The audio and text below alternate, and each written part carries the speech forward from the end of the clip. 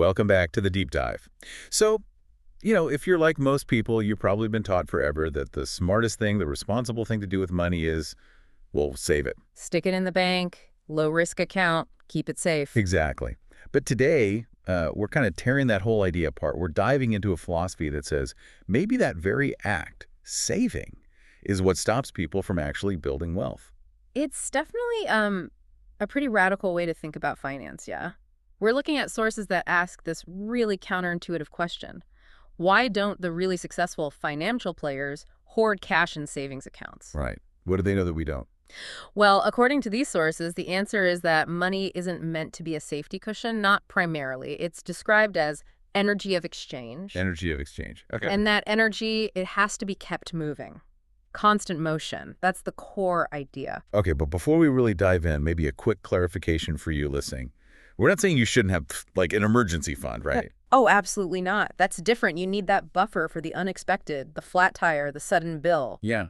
What we're digging into is the philosophy around accumulating these big chunks of capital that just sit there, dormant, earning hardly anything. And failing to become something more, that's the stagnation we're focused on. That's what this philosophy really pushes against. Because that stagnation, it stops the money from reaching its potential. Exactly. And its potential isn't just profit, interestingly. It's also about generating wisdom. Wisdom. Okay, now you have to explain that. Yeah, it's built around this framework the sources call AIWI. AIWI, awareness, insight, wisdom, and illumination. AIWI.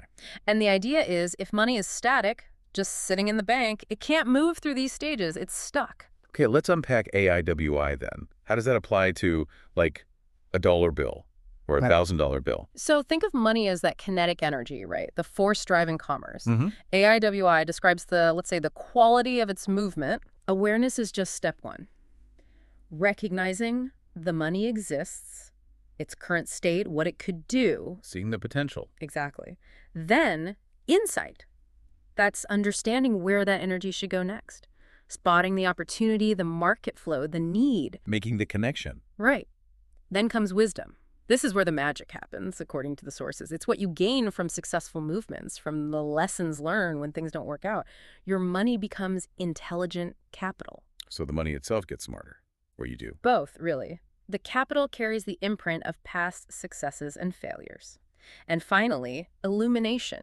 That's the peak state where the money seems to move almost on its own, aligned with creating value, because the owner's guidance has become so intuitive. Wow. Okay, that is a totally different way of thinking about money. It's not just a tool. It's alive, almost. In a philosophical sense, yeah. Which means if you just send it to the bank to sit. It's not just safe. You Okay. said it earlier. Asleep. Intellectually dead. Precisely. If it's energy of exchange, and you stop the exchange, the energy dissipates. It sleeps. Stagnation. Zero movement, zero risk, sure. But also zero transformation. But when it moves, when it knows how to move, as you said. Then it becomes wisdom. It generates new value, not just for the owner, but for the whole system it moves through. So that's the paradox of safety then. You chase that feeling of security, but what you actually get is guaranteed minimum performance. You're basically trading growth and wisdom for stagnation. That's the trade-off, yeah.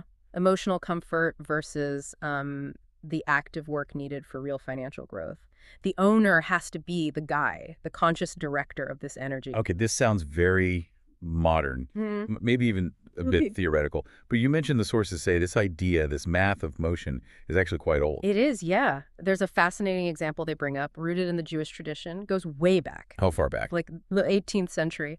It suggests there was this deep, almost innate understanding that just passively saving money wasn't the optimal path.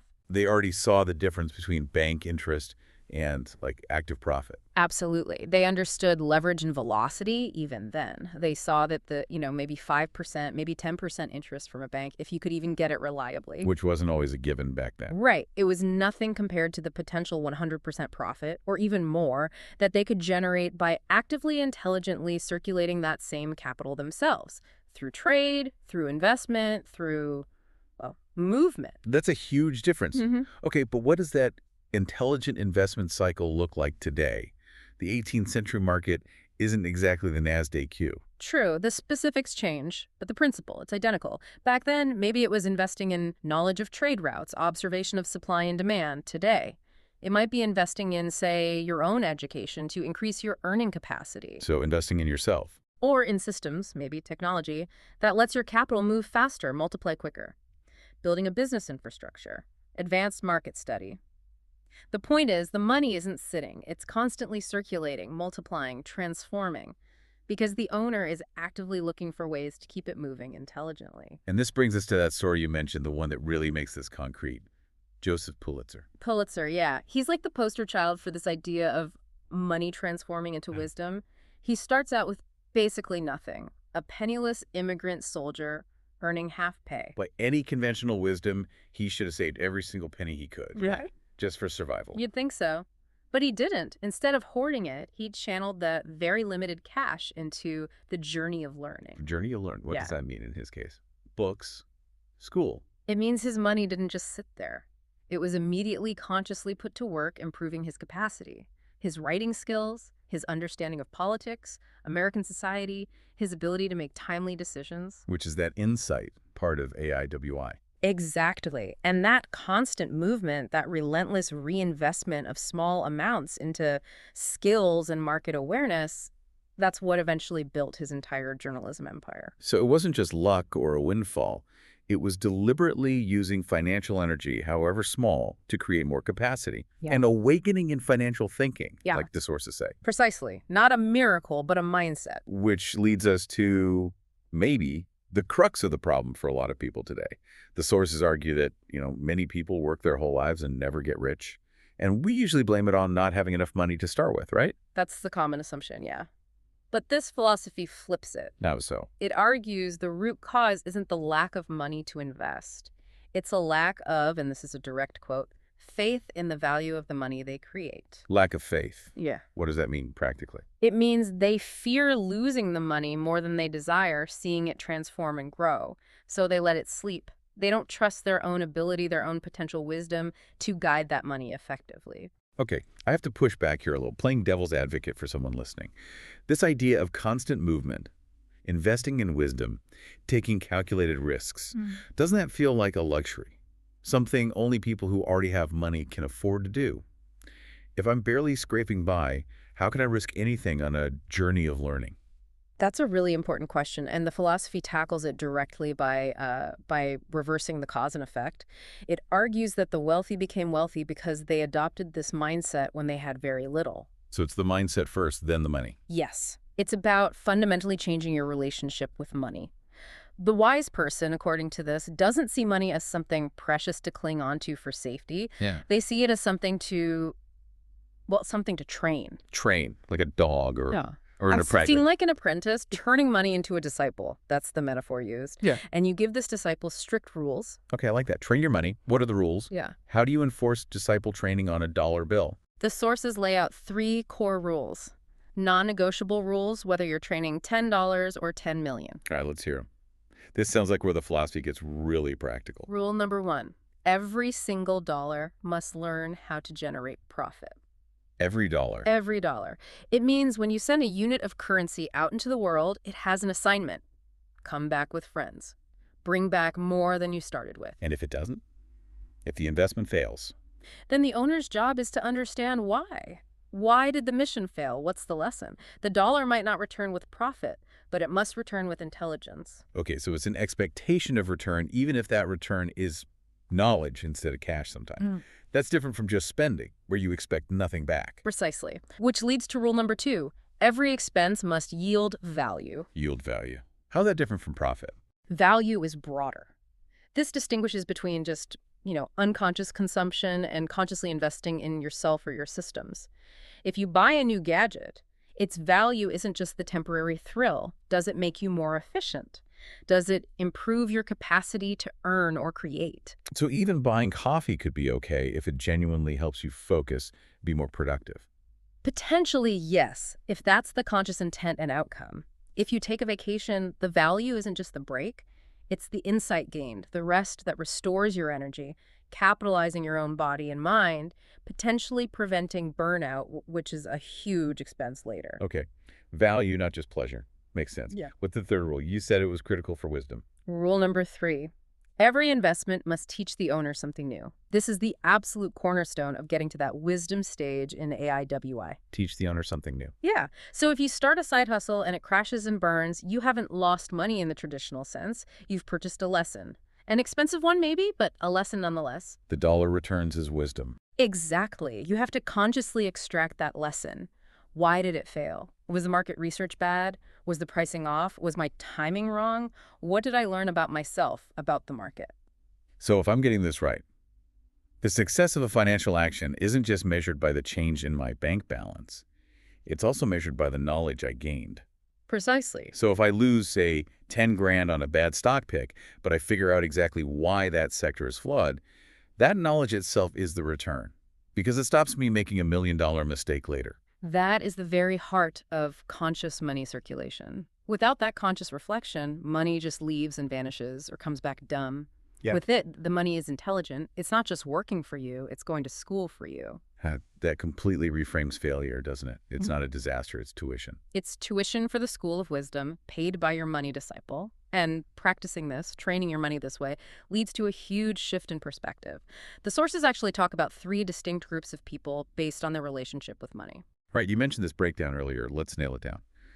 The poor, they save money, primarily seeking Safety, security, just that feeling of having a buffer against disaster. Okay, then the rich, they invest differently. They're chasing. Freedom, usually defined as freedom from financial obligations imposed by others. They want liquidity, options, the ability to say no. Makes sense. Safety first, then freedom. But there's a third level, the wise. The wise, they operate on a whole different level according to this philosophy. They aren't primarily seeking safety or that kind of external freedom from money. They use money as a mirror. A mirror. How does money work as a mirror? Your financial decisions, your patterns of spending and investing, they perfectly reflect your inner state, your consciousness. Are you spending out of fear, chasing status, investing based on solid insight, or just following the herd because of FOMO? Wow. So for the wise, money becomes a diagnostic tool for self-awareness. Exactly. If their money isn't moving intelligently, creating value, learning lessons, they don't just blame the market or bad luck, they look inward. Where's the flaw in my awareness, in my insight? What am I not seeing? And this internal shift, this changes their fundamental role, doesn't it? Completely. Once an owner truly gets how to orchestrate this energy of money, they stop chasing it.